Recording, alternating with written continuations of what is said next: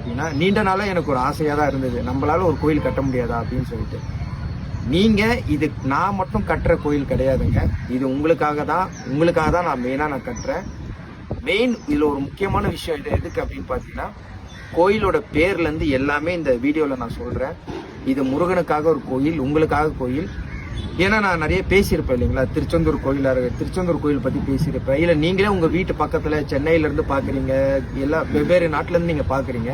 கோயிலில் பொறுத்த வரைக்கும் என்ன அப்படின்னு பார்த்தீங்கன்னா, நம்மளால பொதுமக்கள் யாருமே உள்ள சன்னிதானம் வரைக்கும் வெளியில தான் நிற்க முடியும், தவிர அது உள்ள நம்ம போக முடியாது. நீங்கள் உங்கள் மனசுக்கு எவ்வளோ நேரம் தோணுதோ நம்ம கோயிலில் நீங்கள் முருகனை பார்க்கலாம். இதில் முக்கியமான விஷயம் என்ன அப்படின்னு பார்த்தீங்கன்னா, இங்கே யாருமே இருக்க மாட்டாங்க. நீங்கள் உங்கள் கையால் எந்த கடையில் நீங்கள் மாலை வாங்கினாலும் சரி, இல்லை நீங்கள் வீட்டில் கொண்டு வந்த மலர்களாக இருக்கட்டும், நீங்கள் அபிஷேகம் உங்கள் இஷ்டத்துக்கு நீங்கள் பண்ணிக்கலாம். உங்கள் மனசு திருப்தி, உங்கள் மனசில் என்னென்ன வேண்டுதலோ, எவ்வளோ நேரம் தலைவனை முருகனை பார்க்கணுமோ இங்கேயே உட்காந்து நீங்கள் பார்த்துக்கலாம். இதுதான் என்னோட மெயின் ஒரு விஷயமே. இது மக்களுக்கு நான் கொடுக்கணும், உங்களுக்காக நான் இதை கண்டிப்பாக பண்ணணும். ஏன்னா எல்லா கோயிலை பற்றி நம்ம பேசிகிட்டே இருந்தோம்னா அது பேசிக்கிட்டே தான் போகணும்.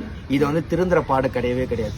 அதனால் என்னென்னா, நம்ம ஒரு கோயில் கட்டுறோம், மக்களுக்காக ஒரு கோயில் கட்டுறோம். ஏன்னா நம்ம தலைவன் முருகன் வாழ்ந்ததே மக்களுக்காக தானே, உங்களுக்காக தானே அவர் வாழ்ந்தார்.